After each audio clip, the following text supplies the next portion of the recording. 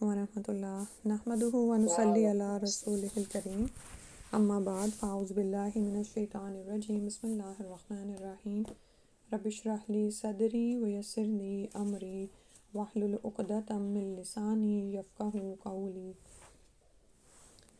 جنت کا بیان میں ہم نے آج اعراف والے لوگ پڑھنا ہے۔ صفحہ نمبر 193 ہے، 193۔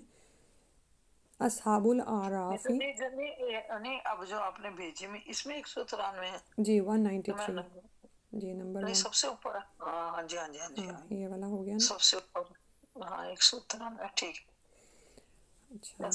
اور ٹاپک ہے اس کا اصحاب الاعرافی، اعراف والے لوگ۔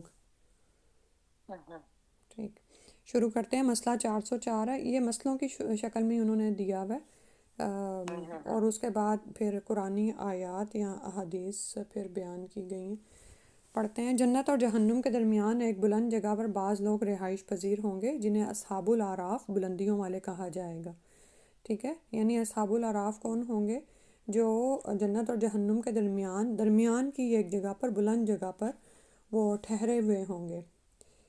اصحاب الاعراف کی نیکیاں اور برائیاں برابر ہوں گی، جس کی وجہ سے وہ نہ تو جنت میں جا سکیں گے نہ ہی جہنم میں جائیں گے، لیکن اللہ کے فضل و کرم سے جنت میں جانے کے امیدوار ہوں گے۔ ٹھیک ہے، جیسے کہ ہم سب جانتے ہیں کہ مسلمانوں کے اعمال کا وزن کیا جائے گا، تو یہ اعراف والے وہ لوگ ہوں گے جن کی نیکیاں اور برائیاں برابر ہو جائیں گی، تو نہ تو ابھی ان کو جنت میں بھیجا گیا ہوگا اور نہ ہی ان کو جہنم میں ڈالا گیا ہوگا، لیکن اللہ کے ہاں سے امید ہے کہ وہ اللہ کے فضل و کرم سے جنت میں ہی جائیں گے۔ لیکن اب اس میں یہ دیکھیں کہ وہ یعنی ایک طرح سے ان کا معاملہ ملتوی کر دیا گیا، مؤخر کر دیا گیا، یعنی پینڈنگ کر دیا گیا، کہ اب وہ انتظار میں ہیں، چاہے وہ جنت میں جائیں گے لیکن وہ انتظار میں ہیں۔ اور اس میں سورہ اعراف کی آیت نمبر 46 وہ لائے ہیں، پڑھتے ہیں۔ وَبَيْنَهُمَا حِجَابٌ وَعَلَى الْأَعْرَافِ رِجَالٌ يَعْرِفُونَ كُلًّا بِسِيمَاهُمْ وَنَادَوْا أَصْحَابَ الْجَنَّةِ أَن سَلَامٌ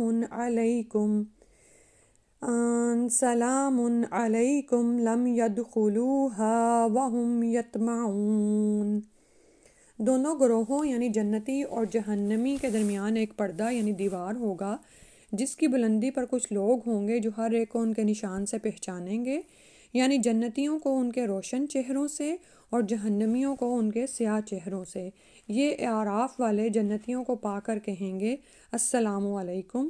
اعراف والے جنت میں داخل تو نہیں ہوں گے لیکن جنت کے امیدوار ہوں گے۔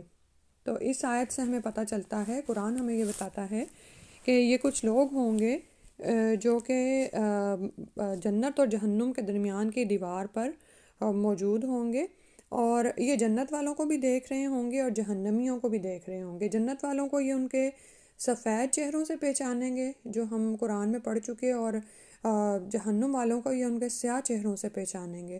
اور پھر یہ دیکھیں کہ یہ جنتیوں کو سلامتی بھیج رہے ہیں، جہنم والوں کے لیے کوئی سلامتی نہیں۔ اور دوسری طرف اعراف والے جہنمیوں کو دیکھ کر یہ دعا مانگیں کہ وَإِذَا صُرِفَتْ أَبْصَارُهُمْ تِلْقَاءَ أَصْحَابِ النَّارِ قَالُوا رَبَّنَا لَا تَجْعَلْنَا مَعَ الْقَوْمِ الظَّالِمِينَ۔ جب اعراف والوں کی نگاہیں آگ والوں کی طرف پھرائی جائیں گی تو وہ کہیں گے اے ہمارے پروردگار، ہمیں ان ظالم لوگوں کے ساتھ شامل نہ فرمانا۔ یہ بھی سورہ اعراف کی آیت نمبر 47 ہے۔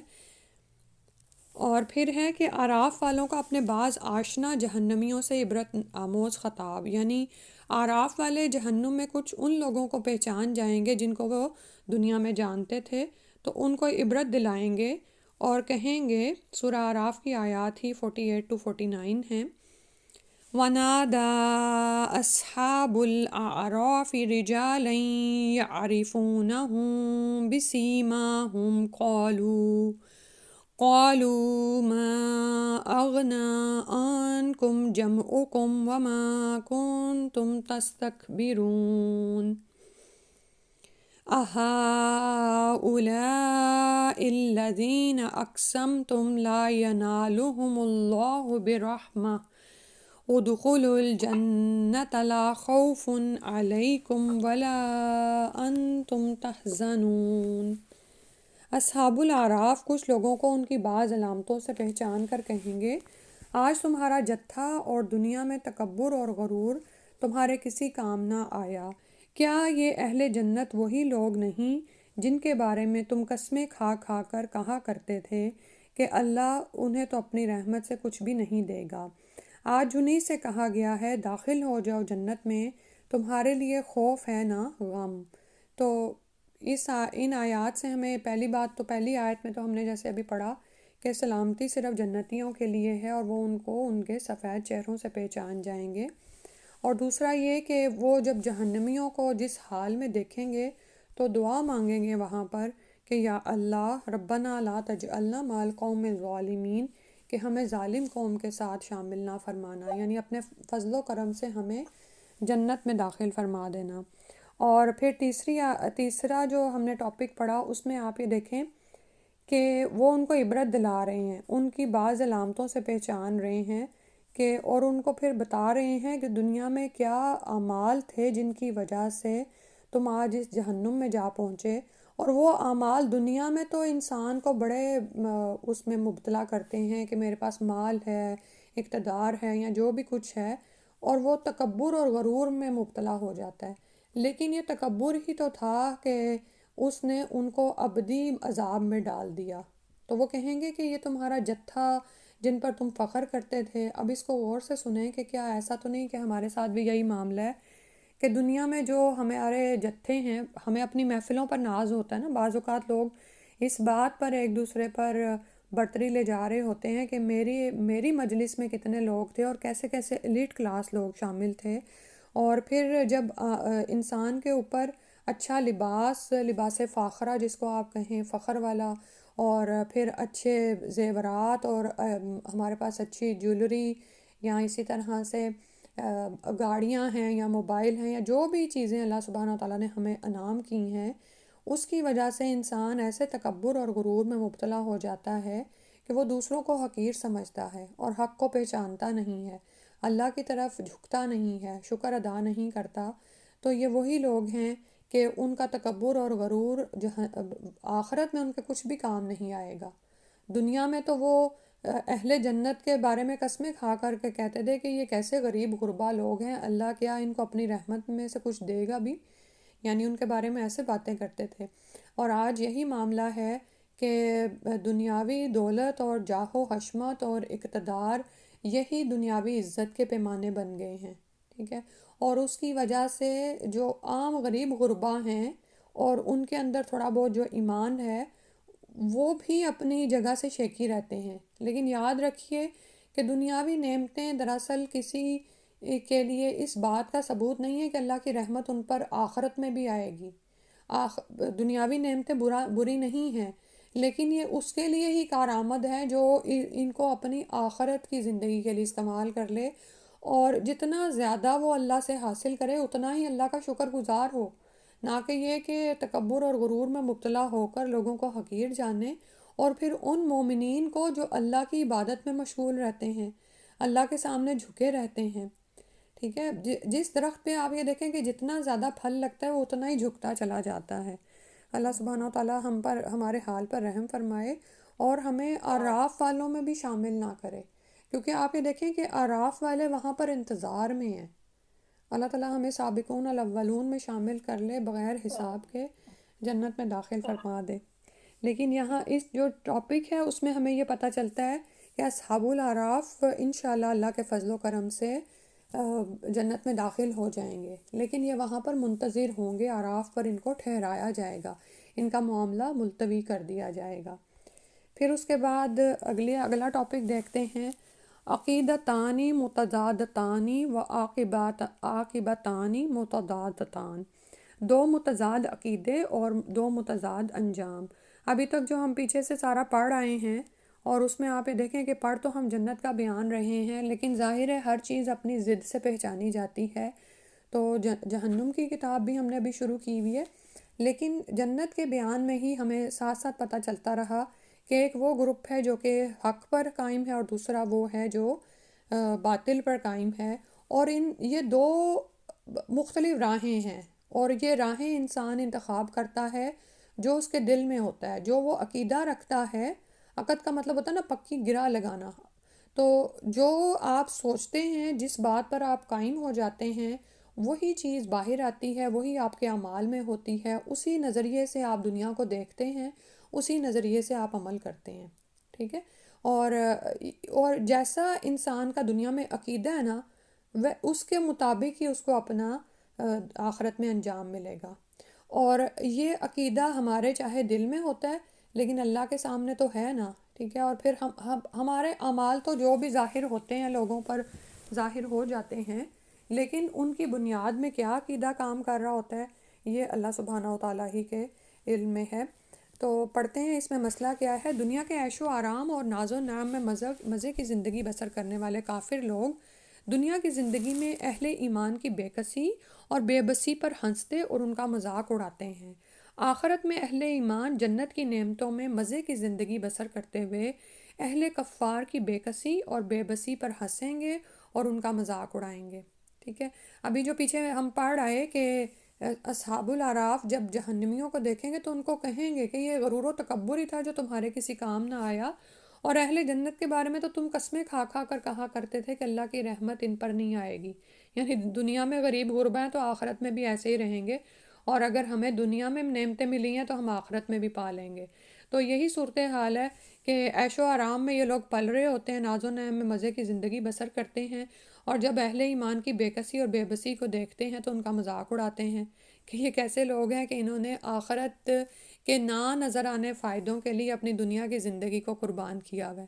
مومن کا معاملہ یہی ہے نا، ٹھیک ہے؟ اور یہی دراصل ہمارا امتحان ہے کہ وہ فائدے جو ہمیں ابھی پہنچے نہیں، اور وہ ابدی زندگی جس کا ابھی ہم نے مزہ نہیں چکھا، کیونکہ دنیا میں تو موت آتی ہے، اور کافر اس موت کو یہ سمجھتا ہے کہ چونکہ دنیا میں موت آتی ہے اور ہم دوبارہ اٹھائے نہیں جا سکتے، لیکن یہی ہمارا عقیدہ ہے کہ ہم تو دوبارہ اٹھائے جائیں گے، اور پھر جو زندگی پائیں گے وہ ہمیشہ کی زندگی ہوگی۔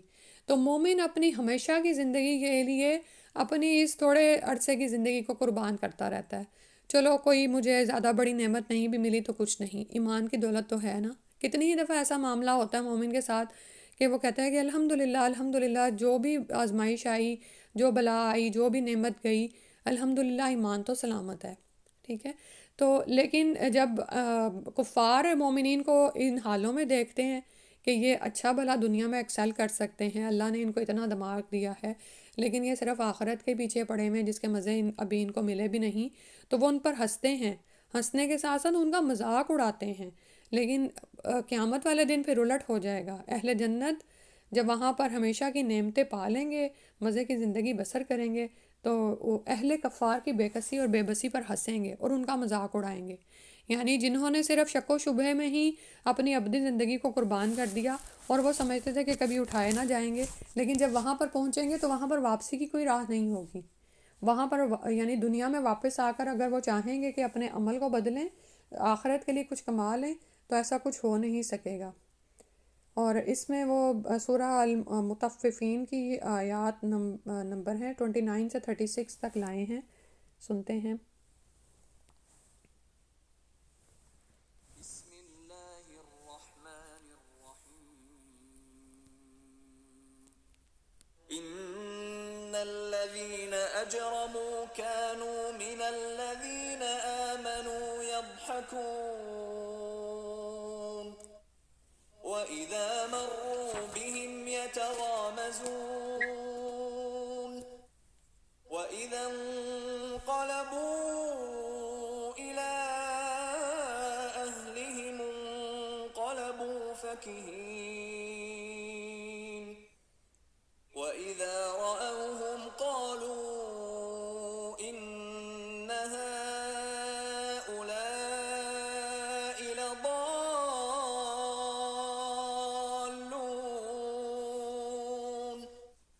وَمَا أُرْسِلُوا عَلَيْهِمْ حَافِظِينَ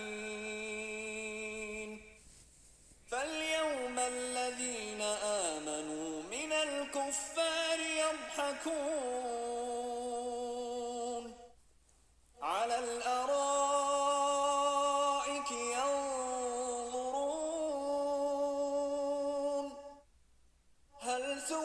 الكفار ما كانوا يفعلون.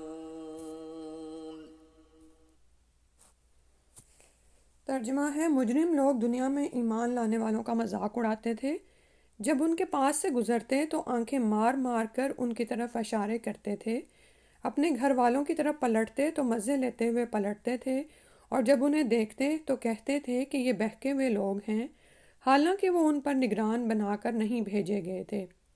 آج ایمان لانے والے کفار پر ہنس رہے ہیں، مسندوں پر بیٹھے ہوئے ان کا حال دیکھ رہے ہیں، یعنی اونچے اونچے ارائک پر۔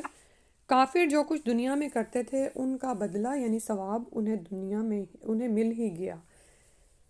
تو آپ یہ دیکھیں، بہت ہی یعنی کہ ایمان میں اضافے والی آیات ہیں، بہت ہی اثر کرنے والی آیات ہیں، اور سبق آموز ہیں، اور ان چیزوں کا مشاہدہ آپ میں سے ہو سکتا ہے کسی نے کیا ہو۔ بعض اوقات آپ نکلتے ہیں، آپ کا حال حلیہ شرعی ہوتا ہے، اور یعنی آپ اپنے رب کو راضی کرنے کے لیے تیار ہیں، اور آپ اسی حال میں ہیں جس حال میں آپ کو آپ کا رب دیکھنا چاہتا ہے، ٹھیک ہے۔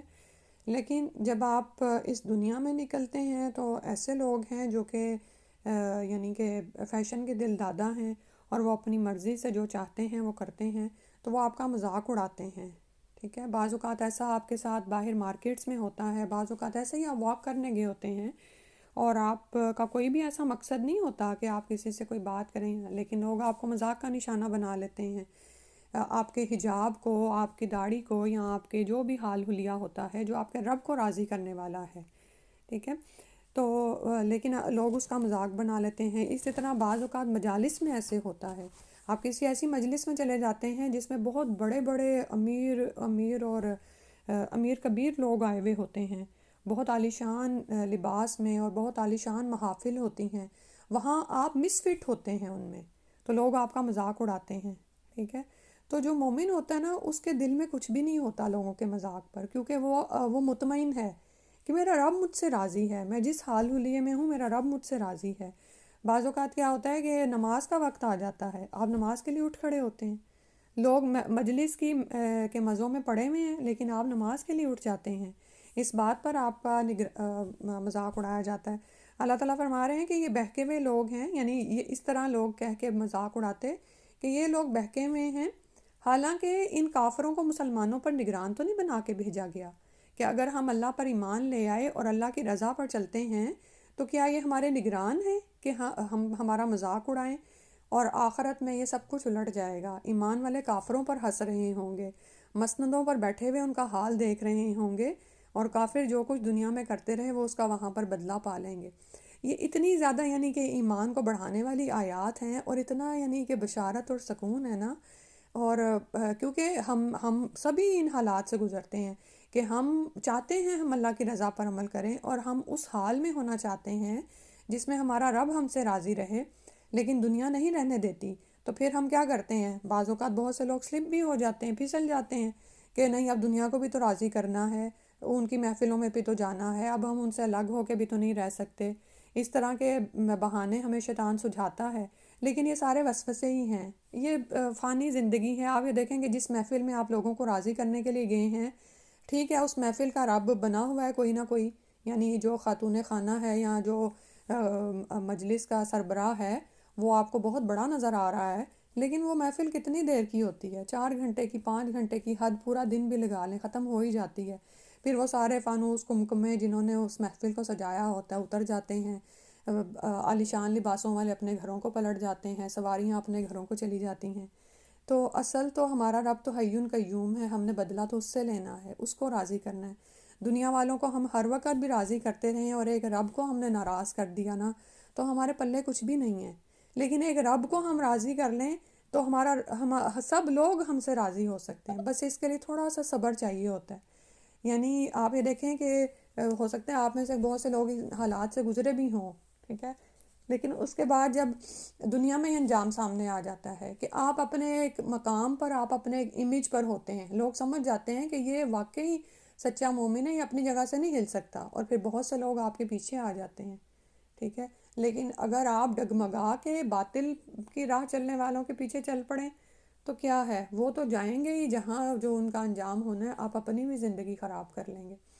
اللہ سبحانہ تعالیٰ ہمیں بہترین سمجھ عطا فرما دے، اور یہ جو عقیدہ ہے نا ایمان کا، اس کو ہمارے دل میں بسا دے، اور اس کے انجام پر ہماری یعنی کہ ہمارا پختہ یقین ہو جائے، ایسا یقین کہ ہمیں عمل میں کبھی ہم ڈگمگائیں ہی نہیں، ایک ثابت قدمی ہمیں عطا ہو جائے، استقامت عطا ہو جائے۔ آمین یا رب العالمین، آمین۔ اگلا ٹاپک پڑھتے ہیں، تھوڑا سا ہے بعد نعم الجنتی فی الدنیا، دنیا میں جنت کی بعض نعمتیں۔ حجر اسود جنت کے پتھروں میں سے ایک پتھر ہے۔ ان ابن عباس رضی اللہ عنہما قال قال رسول اللہ صلی اللہ علیہ وسلم نزل الحجر الاسود من الجنتی وهو اشد بیادم من اللبن فسودته خطایا بنی آدم، رواہ الترمذی۔ صحیح حدیث ہے۔ عبداللہ بن عباس رضی اللہ عنہما کہتے ہیں رسول اللہ صلی اللہ علیہ وآلہ وسلم نے فرمایا، حجر اسود جنت سے اترا ہوا پتھر ہے جو کہ دودھ سے زیادہ سفید تھا، لیکن لوگوں کے گناہوں نے اسے سیاہ کر دیا ہے۔ اسے ترمذی نے روایت کیا ہے۔ یعنی دنیا کی جو دنیا میں بعض جو نعمتیں ہیں وہ جنت سے ہیں۔ اس کے بعد اجوا کھجور جنت کا پھل ہے، اور آپ یہ دیکھیں کہ اس میں صحت بھی ہے۔ صبح 7 کھجوریں کھانے کے، اجوا کھجور کھانے میں شفا حاصل ہوتی ہے۔ مقام ابراہیم جنت کا پتھر ہے، ٹھیک ہے، یہ سب ہم اس سے ان چیزوں سے واقف ہیں۔ زیتون جنت کا درخت ہے، اور دیکھیں جو جنت کی نعمتیں ہیں نا، وہ دنیا میں بھی آپ یہ دیکھیں کہ اتنا زیادہ فائدہ دیتی ہیں۔ زیتون کے بے شمار فائدے ہیں، ان کو اگر ہم اپنی غذا میں شامل کر لیں، چاہے اس کو تیل کی صورت میں، اور زیادہ تر آپ یہ دیکھیں ہماری بیماریاں پیٹ کی بیماریاں ہیں، اور یہ زیتون کا جو پھل ہے نا، چاہے اس کا تیل لیں آپ را میں، یا ورجن آئل جو ہوتا ہے، یا پھر اس کو جو کھاتے ہیں زیتون سفید جو کالا زیتون آتا ہے یا سبز آتا ہے، تو سب میں ہی شفا ہے۔ سبحان اللہ۔ حدیث ہے اس میں صحیح، ان رافع ابن عمرو رضی اللہ عنہ قال قال رسول اللہ صلی اللہ علیہ وسلم الاجوۃ والصخرۃ والشجرۃ من الجنۃ، رواہ الحاکم۔ حاکم نے روایت کیا ہے۔ رافع بن عمر رضی اللہ عنہ کہتے ہیں رسول اللہ صلی اللہ علیہ وآلہ وسلم نے فرمایا، اجوا کھجور اور چٹان یعنی مقام ابراہیم، اور درخت یعنی زیتون کا درخت جنت میں سے ہیں۔ پھر ہے رسول اکرم صلی اللہ علیہ وسلم کے حجرہ مبارک اور منبر شریف کے درمیانی جگہ جنت کا ٹکڑا ہے، اور اس میں حدیث ہے بخاری کی، ان ابی ہریرہ رضی اللہ عنہ عن النبی صلی اللہ علیہ وسلم قال ما بین بیتی و منبری روضۃ من ریاض الجنہ و منبری علی حوضی، رواہ البخاری۔ ابو ہریرہ رضی اللہ عنہ سے روایت ہے کہ نبی اکرم صلی اللہ علیہ وآلہ وسلم نے فرمایا، میرے حجرے اور منبر کے درمیان والی جگہ جنت کے باغوں میں سے ایک باغ ہے، اور میرا منبر میرے حوض پر واقع ہے، ٹھیک ہے۔ تو سبحان اللہ، آپ یہ دیکھیں کہ جو بھی جاتا ہے مدینہ تو روضہ رسول پر حاضری دیتا ہے، اور وہ وہاں پر پھر آپ کو 2 نوافل پڑھنے کا بھی موقع مل جاتا ہے، تو پھر وہاں پر بشارت پایا کریں کہ اللہ نے آپ کو یہ توفیق دی کہ آپ نے جنت کے باغوں میں سے ایک باغ پر وہاں پر آپ نے یعنی کہ نماز پڑھی، اور پھر یہ کہ وہاں پر جیسے الحمدللہ باہر بھی بیٹھنے کا موقع ملتا ہے، درود اور دعائیں یہ بہت زیادہ اس کی کثرت کیا کریں۔ اور پھر یہ کہ منبر جو ہے میرے حوض پر واقع ہے، یعنی جو حوض وہاں پر ہوگا روز قیامت، ہم جانتے ہیں حوض کوثر، وہ منبر پر بتایا گیا۔ پھر ہے مہندی جنت کی خوشبوؤں میں سے ایک خوشبو ہے۔ ان عبداللہ ابن عمرو رضی اللہ عنہ قال قال رسول اللہ صلی اللہ علیہ وسلم سید ریحان اہل الجنت الحناء، رواہ طبرانی۔ عبداللہ بن عمر رضی اللہ عنہ کہتے ہیں نبی اکرم صلی اللہ علیہ وآلہ وسلم نے فرمایا، اہل جنت کے لیے خوشبوؤں کی سردار مہندی کی خوشبو ہے، اسے طبرانی نے روایت کیا ہے۔ اس کے بعد ہے بکری جنت کے جانوروں میں سے ایک جانور ہے۔ ان ابی ہریرہ رضی اللہ عنہ قال قال رسول اللہ صلی اللہ علیہ وسلم ان الغنم من دواب الجنت فامسحوا رغامها وصلوا فی مرابدها، رواہ البیہقی۔ ابو ہریرہ رضی اللہ عنہ کہتے ہیں کہ رسول اللہ صلی اللہ علیہ وسلم نے فرمایا، بکری جنت کے جانوروں میں سے ہے، اس کے باڑے سے اس کا رینٹ اور تھوک وغیرہ صاف کرو اور اس میں نماز پڑھ لو، اسے بیہقی نے روایت کیا ہے، ٹھیک ہے۔ تو یعنی مختلف جانوروں کے بارے میں مختلف باتیں آتی ہیں، تو یہاں پر بکری کے بارے میں ہمیں پتہ چل گیا کہ یہ جنت کے جانوروں میں سے ہے، اور اتنی یعنی کہ نرم، یعنی کہنا چاہیے کہ مزاج کی ایسی چیز ہوتی ہے بکری کہ بہت ہی اچھا پیٹ ہے، ٹھیک ہے۔ اب لوگ تو نعوذ باللہ کتے بلیاں پالتے ہیں، کتے کے لیے تو ویسے ہی آپ یہ دیکھیں کہ اگر وہ گھر میں ہو تو آپ کے نیک اعمال میں سے روزانہ ہی 2 قرات کی کمی، 2 یا 1 قرات کی کمی ہوتی چلی جاتی ہے۔ کتے کو تو صرف نگرانی کے لیے باہر رکھا جا سکتا ہے، گھر کے اندر نہیں۔ اور اسی طرح اونٹ کے بارے میں آتا ہے کہ اس کے اندر تھوڑا سا کینہ پایا جاتا ہے، لیکن بکری بہت ہی یعنی کہ خوبصورت جانور ہے، اور جو اس کو پالتا ہے اس کے مزاج میں بھی نرمی سی آ جاتی ہے نا۔ تو وہاں پر نماز بھی پڑھی جا سکتی ہے اگر آپ اس کی صفائی کر لیں۔ اور اسی طرح بکری کی کھال بھی دباغت سے پاک ہو جاتی ہے، یعنی رنگنے سے حلال جانور ہے، اس کو بھی آپ استعمال کر سکتے ہیں۔ پھر ہے وادی بطحان، جنت کی وادیوں میں سے ایک وادی ہے۔ ان عائشہ رضی اللہ عنہا قالت قال رسول اللہ صلی اللہ علیہ وسلم بطحان علی برکتم من براک الجنہ، رواہ البزار۔ عائشہ رضی اللہ عنہا سے روایت ہے کہ رسول اکرم صلی اللہ علیہ وآلہ وسلم نے فرمایا کہ بطحان جنت کے تالابوں میں سے ایک تالاب ہے، اسے بزار نے روایت کیا ہے۔ تو بطحان مدینہ منورہ سے متصل بستی قباء کے قریب ایک وادی کا نام ہے، اور یہ جنت کے تالابوں میں سے ایک تالاب ہے۔ الحمدللہ اتنا ہی آج پڑھتے ہیں۔ جو باقی بک ہے وہ انشاءاللہ نیکسٹ ٹائم شروع کر لیں گے۔ بہت اچھا لگ رہا ہے، بہت اچھا لگ رہا ہے، اللہ آپ کو جزائے خیر۔ جی دعا پڑھ لیتے ہیں۔ یہ پوری بک ہے آپ کے پاس؟ پوری بک ہے یہ والی آپ کے جی پاس؟ یہ دونوں بکس ہیں، ہاں، بس یہ جنت والا جو بیان ہے نا، نہیں ہاں نہیں، یہ الگ الگ سے آپ نے مجھے یہ بھیجی ہے؟ جی الگ دو کتابوں سے بھیجی ہیں آپ کو، صفحات جو آئے ہیں نا۔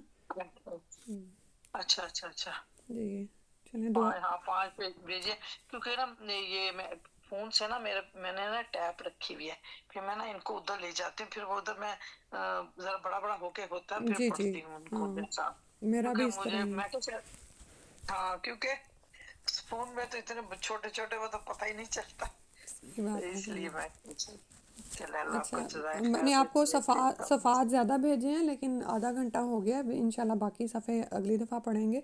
دعا پڑھ لیتے ہیں۔ اچھا آپ نے مجھے اس سے زیادہ بھی بھیجی ہیں؟ جی وہ جہنم کے بیان کی کتاب میں سے بھیج دی ہیں نا، وہ پھر انشاءاللہ اگلی دفعہ پڑھیں گے، کیونکہ اب آپ کا بھی کافی ٹائم ہو گیا پھر۔ چلیں ٹھیک ہے، اللہ آپ ٹھیک کو ہے، جزائے خیر۔ آمین۔ دعا پڑھ لیتے ہیں۔ اللہم انا نسألک الجنۃ و نعوذ بک من النار، اللہم انا نسألک الجنۃ و نعوذ بک من النار، اللہم انا نسألک الجنۃ و نعوذ بک من النار، سبحانک آمین۔ اللہم و بحمدک، اشہد ان لا الہ الا انت، استغفرک و اتوب الیک۔ السلام علیکم آمین۔ ورحمۃ اللہ۔